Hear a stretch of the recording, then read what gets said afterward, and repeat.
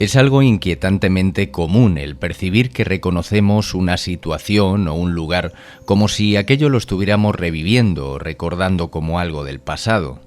Hay algunas teorías interesantes sobre por qué 2 de cada 3 personas experimentan el denominado déjà vu.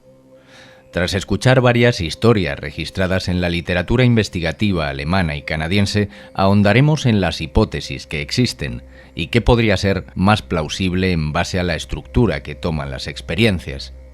Como soldado en la Primera Guerra Mundial, Scheffler, un profesor de idiomas de Reutlingen, había tomado parte en las terribles batallas de Europa y se había quedado traumatizado como resultado de esta horrible experiencia.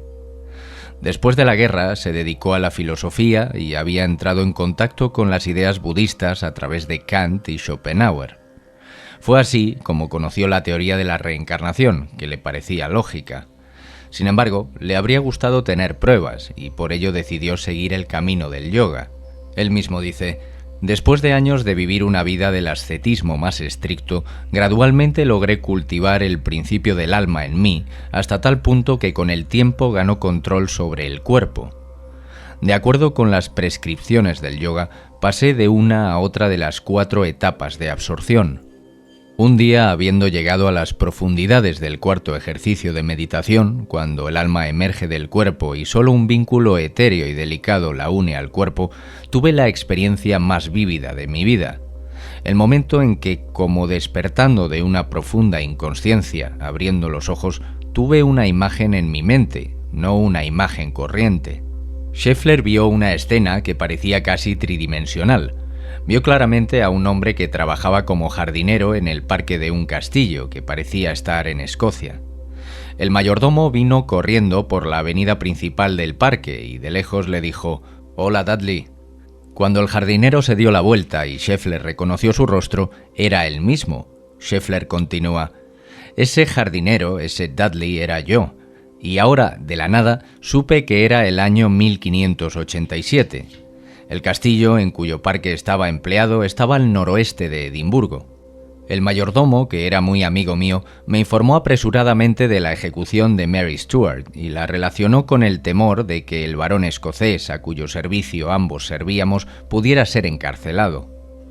Luego, la imagen se desdibujó gradualmente, se disolvió en una playa de dunas onduladas, en cuya gris distancia vi que el mayordomo y yo desaparecíamos lentamente». Hasta este punto, la historia podría descartarse como un sueño, una ilusión, una autosugestión o algo parecido, si no hubiera sucedido lo siguiente muchos años después, en el otoño de 1926. Scheffler vivía en ese momento en Berlín, en el mes de octubre, cerca de la estación. La ancha Köpenicker Straße estaba vacía de gente. Estaba lloviendo bastante fuerte y no había ningún taxi a lo largo y ancho que pudiera haberlo ayudado a abrirse camino. Los pensamientos de Scheffler ya estaban dirigidos hacia su destino, Breslau, cuando justo antes de cruzar la siguiente calle transversal fue inexplicablemente asaltado por una sensación muy rara. Llegando a la esquina de esa calle transversal, chocó con un caballero que también estaba sosteniendo su paraguas con el cuello de su abrigo levantado y sosteniéndolo cerca de su cabeza. Quería entrar en Köpenicker Straße. Ambos murmuraron una disculpa y comenzaron a correr uno al lado del otro. Entonces sus ojos se encontraron y, como dice Scheffler, no de su cerebro, sino de lo más profundo de su subconsciente. Surgió en él la certeza, dice: «Oye, yo conozco a ese tipo». Le pareció que un repentino asombro también había cruzado el rostro del extraño, y cuando ambos iban a continuar, Scheffler miró a su alrededor. El otro también se detuvo y se dio la vuelta. Ambos se acercaron y volvieron a quedar cara a cara. Scheffler se presentó y dijo: «Discúlpame, siento que nos conocemos. Simplemente no sé de dónde». El extraño dio su nombre, Dr. Thomas, y dijo que no se acordaba, pero cuando quiso doblar en esta calle justo antes de la esquina, antes de ver a Scheffler, tuvo la sensación de que algo extraño estaba a punto de suceder. Dado que este no era el contexto más adecuado para una conversación más larga bajo la lluvia y la tormenta, Scheffler decidió dejar de lado su viaje e invitó al Dr. Thomas a una cafetería cercana. La conversación pronto fluyó y el primer punto común de interés fue la filosofía. El doctor Thomas, historiador de arte de profesión, había estudiado muchas visiones no europeas del mundo y estaba convencido de que debió haber vivido allí varias veces. Entonces el doctor Thomas le dijo a Scheffler que tuvo visiones en las que percibía claramente ciertas etapas de existencias anteriores, y no de manera onírica, sino como en un espectáculo plástico. Le habló de una vida en Escocia, en la época de María Estuardo. Sabía que vivió allí como mayordomo de un barón escocés cerca de Edimburgo. Estaba tan solo entonces como lo estoy ahora, y solo tenía un amigo, el administrador de los grandes jardines del castillo, que siempre le informaba de todas las novedades.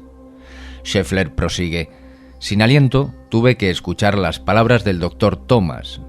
Todavía no había dicho ni una palabra de mi propia experiencia, pero no pude contenerme más, lo interrumpí y le hice la pregunta: «Tal vez todavía recuerdas el nombre de aquel jardinero del que hablas». La respuesta fue: «Sí lo recuerdo, su nombre era James Dudley». Esta historia recién relatada es de la obra de Schmidt de 1962. En este caso, el mismo contenido de memoria en dos personas que se desconocían por completo es algo impactante, y es uno de los primeros contenidos que abrieron la veda al concepto de memoria colectiva. Vayamos ahora al segundo caso. Un joven de Inglaterra llegó al pueblo por primera vez en su vida y se detuvo en una vieja posada. Al entrar, le invadió un sentimiento de familiaridad y le dijo a su compañero: «Creo que he estado aquí. Escribí mi nombre con un diamante en el panel inferior de la ventana izquierda». Los dos se miraron y he aquí que en una esquina del panel había un nombre rayado y, curiosamente, era el nombre del abuelo de ese joven. Por la fecha, que también estaba rayada, estaba claro que el abuelo era todavía un chaval cuando decidió inmortalizarse. Desafortunadamente no se informa nada sobre una revisión más detallada. Solo parece que el déjà vu del inglés se debe a que el abuelo había vuelto como su propio nieto. Los casos intrafamiliares no son infrecuentes, como sabemos por los casos analizados que están relacionados con niños y repatriaciones. Abordemos el último caso antes de las hipótesis. Inge Amann, de 26 años, se fue de vacaciones con su marido. Recorrieron la Alta Franconia y llegaron a un pueblo que está en el camino a la República Checa. El área le resultó familiar, pero no se lo dijo a su esposo. Cuando doblaron por una calle lateral en una zona boscosa, ella misma gritó: «Aquí es donde solía vivir, sé exactamente dónde está todo». Su marido se detuvo y le preguntó si se había vuelto loca, pero podía decir por la expresión de su rostro que lo decía muy en serio. Trató de explicarle sus sentimientos, que ella misma no entendía del todo. De repente se había dado cuenta de que antes de la Segunda Guerra Mundial era una granjera llamada María y había vivido aquí, y recordaba varios detalles. Ella sabía exactamente cómo era el pueblo y en qué casa habían vivido ella y sus padres. También recordó tener 2 hermanos, sin embargo, no podía recordar su propia muerte. Su marido no estaba a gusto con esa historia y hubo discusiones entre los cónyuges. Al final, él mismo quiso comprobar si realmente existía una María de carne y hueso. Cuando entraron en el pueblo, Inge Amann reconoció cada calle y cada casa. Notó cambios. La calle principal fue repavimentada, había casas nuevas y otras ligeramente remodeladas. Condujo a su esposo como un guía turístico y le mostró su lugar de nacimiento de la aparente vida anterior. Tras ello, los dos fueron al pub del pueblo, que parecía seguir exactamente igual que en sus recuerdos. Querían interrogar al posadero. Su esposo preguntó por la granja donde habían vivido los Dee. El propietario pareció un poco aturdido por la extraña pregunta de un extraño, pero luego explicó que los padres de María habían fallecido. Un hermano había muerto en la guerra y el otro ahora estaba a cargo de la granja. María era una niña bonita que murió infelizmente. Ella había sido golpeada gravemente en el establo por un caballo que acabó con su vida. Cuando el posadero dijo aquello, Inge experimentó todo el proceso de muerte nuevamente. Se puso muy nerviosa y necesitó de ayuda para calmarse. Después de eso, la pareja abandonó el pueblo. A la señora Amann le tomó varias semanas recuperarse de la experiencia. En cuanto a las hipótesis, la primera nos habla de la amígdala. Esta es la parte del cerebro que procesa el miedo. Algunos científicos teorizan que cuando estamos en una situación similar a algo de nuestro pasado, la amígdala provoca un fallo en nuestro cerebro que envía un breve momento de confusión y pánico.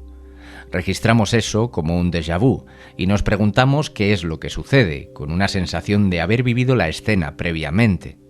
Esta segunda hipótesis es quizás la más sorprendente, es la que apunta a un entrelazamiento espaciotemporal, considerando que el tiempo es un constructo que no es tal como lo conocemos, sino que es una percepción necesaria para experimentar secuencialmente. Este enfoque se centra en la idea de que pasado, presente y futuro suceden a la vez, conectándonos nosotros a una frecuencia que se relaciona con una realidad espaciotemporal particular, indistintamente de la consideración temporal que se le aplica.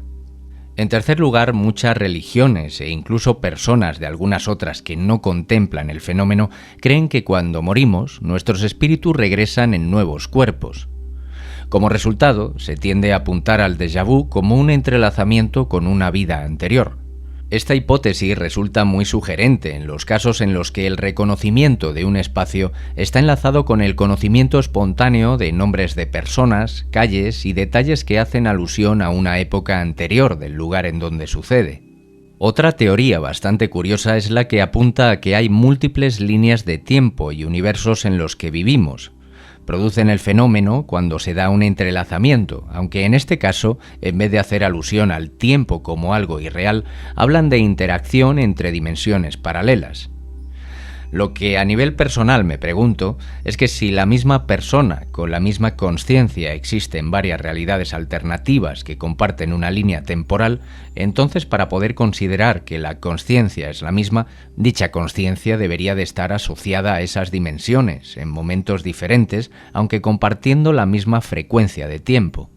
Esta última hipótesis mucha gente la comparte, y se trata de que nuestros sueños podrían predecir el futuro, y cuando tenemos un déjà vu, algo es inquietantemente familiar, porque en el mundo onírico accedimos inconscientemente a lugares y escenas que pueden ir más allá de nuestro tiempo y espacio presentes. Al observar estas teorías vemos que en verdad parecería que en muchas ocasiones se está asignando el nombre de déjà vu a principios diferentes que quizás deberían de diseccionarse y separarse conceptualmente. Para finalizar vamos a escuchar un caso curioso de Reddit, aunque este no tiene documentación formal. Dice: cuando estaba en sexto grado en la escuela primaria en el 93, el Estado nos mandó inyecciones para prevenir la meningitis. Era un gran problema en ese entonces, así que supongo que recibir las inyecciones en el aula de las clases era algo común. Minutos después de recibir la inyección, mis compañeros y yo comenzamos a sentirnos mareados y con fiebre, por lo que la maestra nos permitió echar una siesta allí mismo en medio de la clase. Tuve un sueño extraño en el que podía ver destellos de mi propia vida desde ese momento hasta mis últimos días. Yo mismo terminando la primaria, comenzando la secundaria, perdiendo un año debido a mi bajo rendimiento, terminando la secundaria, yendo a mi primer día de trabajo, divirtiéndome con los amigos, teniendo una gran discusión con mi mejor amigo, conociendo a la que hoy en día es mi mujer, y así hasta el final de mi vida. Cada destello de información de ese sueño me ocurrió hasta ahora. A veces el flash era una escena fotográfica, a veces era solo una especie de metáfora. Pero hasta este momento, cada una de esas cosas me ha acabado pasando, y cuando suceden, experimento esta extraña sensación. Es algo que ya he visto. El problema principal es que no puedo recordar las partes que implican el futuro. Solo puedo acceder a esa parte de mis recuerdos una vez suceden, pero no antes, aunque recuerdo que en ese sueño vivencié todo el resto de mi vida a partir de ese momento.